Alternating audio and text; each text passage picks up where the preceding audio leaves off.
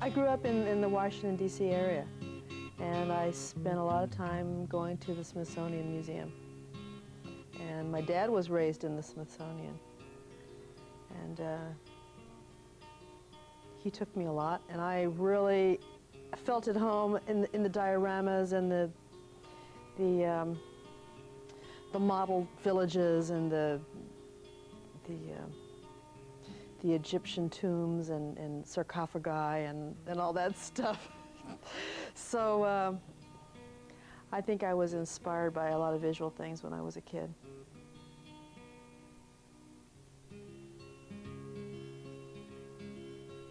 And I also used to take a lot of walks in the woods with my dad, so I liked picking up things, collecting rocks and bones and whatever stuff I could find. Snakes, you know, just things I'd bring home. So that's kind of the early influences, I suspect.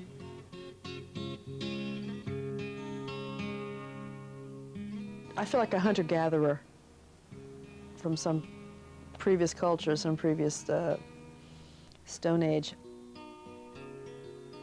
I just collect a lot of things, and I'm real intrigued by bones and rocks and branches and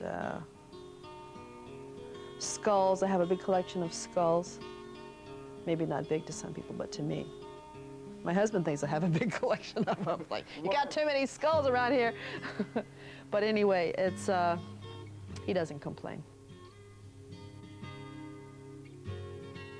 The inspiration for this piece was Custer, General Custer, Custer's Last Stand, and the Battle of Little Bighorn. That's it. Yes. I found the postcard of, a photograph of him, and I'd been looking for some military.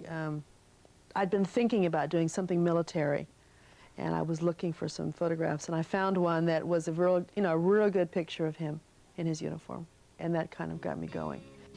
Usually, I don't have one particular photograph to inspire me. Usually it's a composite. I've collected a lot of books, a lot of postcards, a lot of photographs.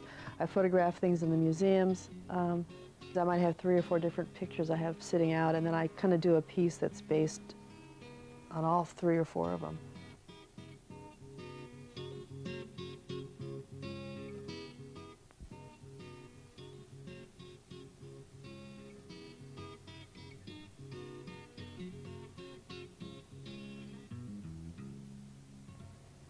Okay, I think now we'll start with the pulp and start to make some paper here. In this bucket I've got some cotton.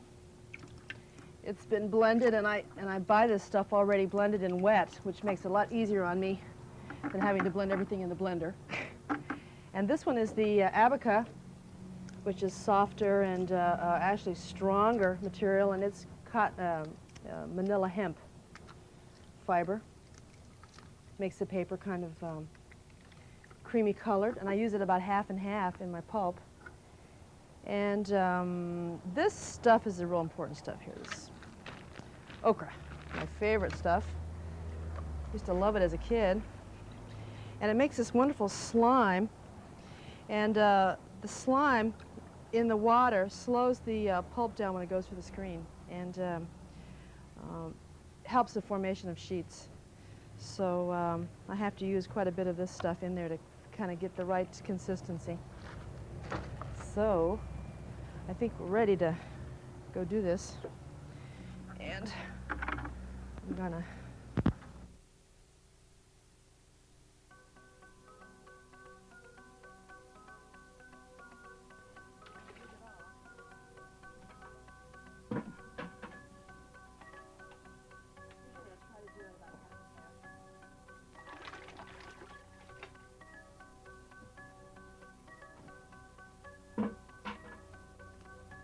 and I've got to, you know, mix it really well in this watery solution and keep it suspended. And the faster it moves around in the water, the more suspended the particles are, and it makes a better sheet of paper.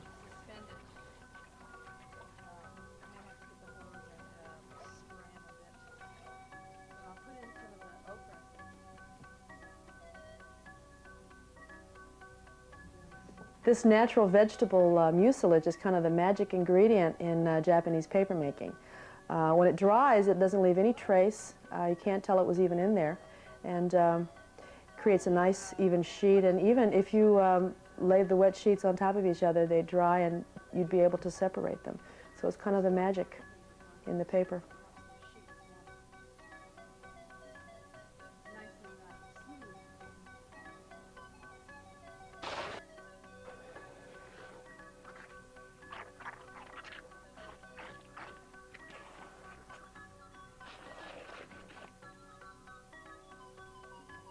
And then I use the, you know, obviously the mold and the decal with the screen sandwiched in there to dip it into the tub. And the result is a sheet of paper. When the decal is removed, and the decal is the wooden frame that's on the top, and it creates the edge around the paper. That's removed, and the fresh sheet of paper is couched onto a piece of plywood or some other kind of wood, or actually whatever surface you like, but I like the texture that plywood creates on the paper because the paper has a memory and it takes on the texture of whatever it's dried on.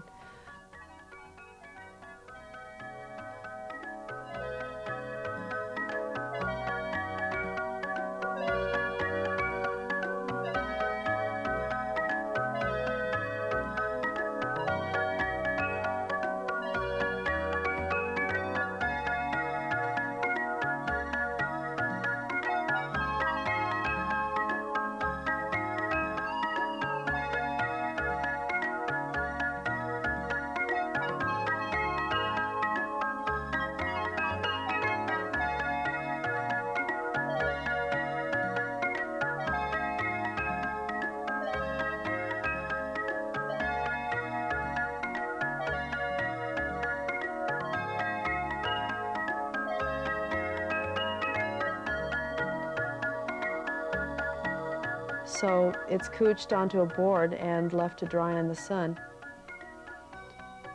And depending on how hot and sunny the day is, the paper dries fast or not so fast. But the next day, usually I can peel the paper off, and I have this wonderful texturized thing with holes and bubbles in it. But I think it's an honest piece of paper.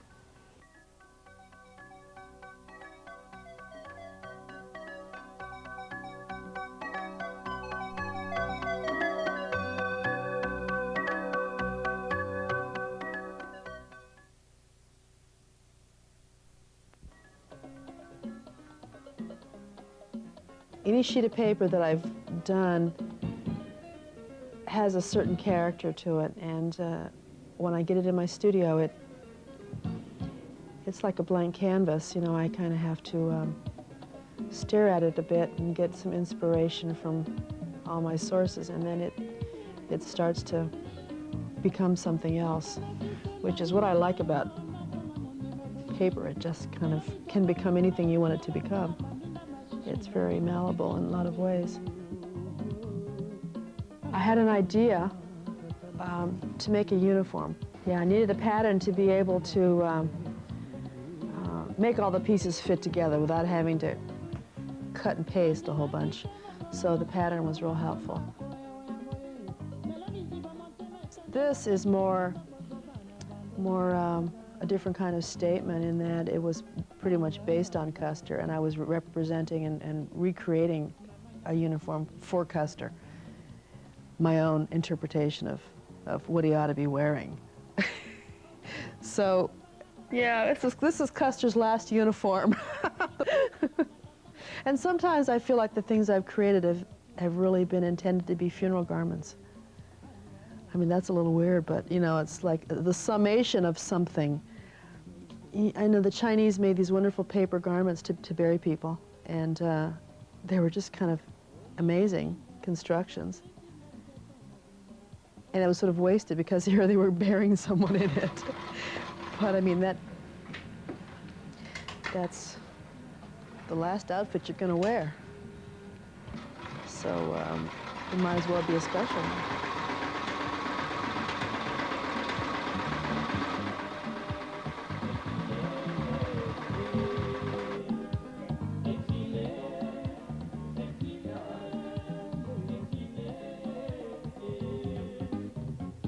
I cut out the pieces of paper and stitched them on the machine.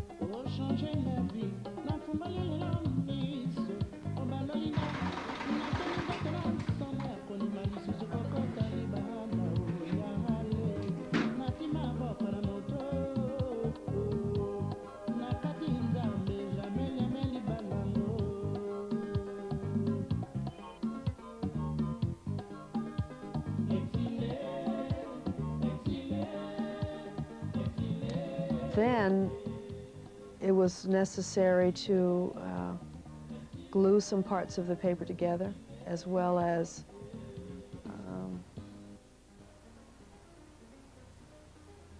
cut some fringe, create some fringe on the piece, and piece together some components of it.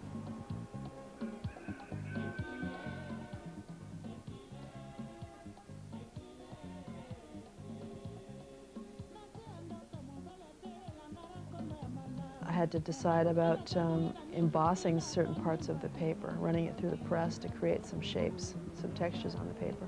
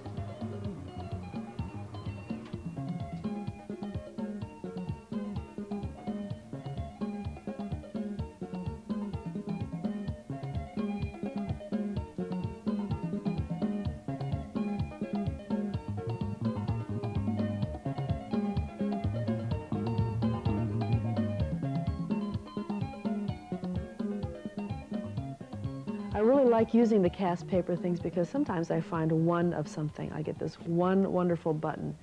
And if I put that one button on a piece, I could never have it again. So if I make a plastic mold of it, then I can reuse that element of design over and over again because it fits with something. And I don't have to give it away, as it were. So, and plus I can paint it all different colors and change it every time I use it because it is out of paper. And it also glues on really nicely.